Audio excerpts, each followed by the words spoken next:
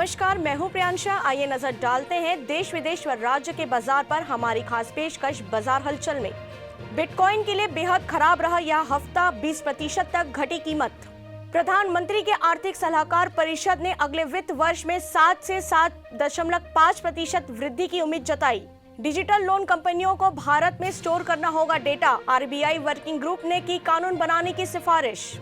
Chip की कमी से ऑटो सेक्टर बुरी तरह प्रभावित, पिछले 10 साल में सबसे कम रजिस्ट्रेशन हुए। पेटीएम की कमजोर लिस्टिंग की वजह से निवेशकों के डूबे 38,000 करोड़। बीएसएनएल और एमटीएनएल को सरकार दे सकती है 1.30 लाख करोड़ का राहत पैकेज।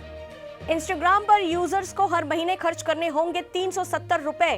क्रिएटर्स को मिलेगा कमाई का मौका। गुड फेलोज स्टार्टअप को मिला रतन टाटा का साथ। हाईकोर्ट ने कहा 28,000 करोड़ के राजस्व घाटे की जांच क्यों नहीं कराई जाए, बताए सरकार। प्रति व्यक्ति आय $2,000 से कम होने के बावजूद हेल्थ सेक्टर में आया बड़ा बदलाव, बोले विदेश मंत्री एस जयशंकर। ऐसे ही तमाम जानकारी से लगातार अपडेट रहने के लिए हमारे चैनल को लाइक और सब्सक्राइब करना ना भूलें। नोटिफिकेशन के लिए बेल आइकन जरूर दबाएं। देखते रहिए न्यूज़ प्लस 21, आपके हक की बात।